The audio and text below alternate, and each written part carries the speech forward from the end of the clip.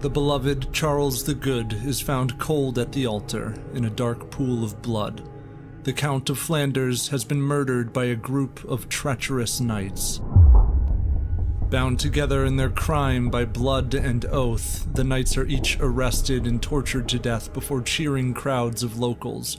But a suspect remains, the famed knight Guy of Steenvoorde.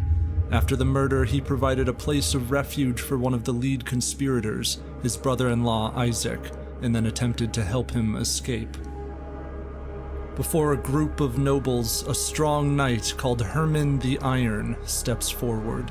Ever loyal to the slain Charles, the knight accuses Guy of his complicity in the murder of the Count, and challenges Guy to defend himself against the charge of treason. Since the fall of the Roman Empire, Germanic legal customs have crept back into a fractured Europe. In cases lacking trusted witnesses, a variety of grisly ordeals can be chosen to place justice in the hands of God. Guy has accepted a judicial duel, a trial by combat, in which victory will prove his innocence just as easily as defeat will reveal his dark sin and provoke the wrath of justice.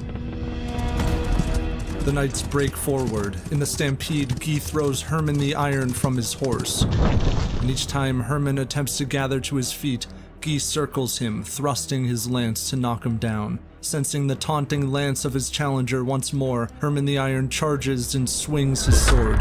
Viscera spill from Guy's horse, and the beast stumbles dead.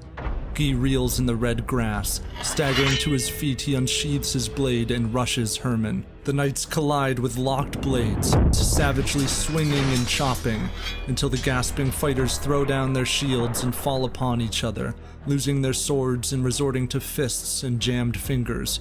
Guy scrambles onto Herman and smashes his gauntlet against Herman's face. The crowds hear the thud of iron against bone as Guy batters him about the eyes and forehead and nose. And with each blurred strike, Herman the Iron grows limp. Guy of Steenvoorde sits atop the dazed knight, reveling in his own divine vindication. But the vanquished knight stirs beneath him, gently moving his hand down to the lower edge of the cuirass where Guy was not protected. Herman seized him by the testicles, and summoning all his strength for the brief space of one moment, he hurled Guy from him.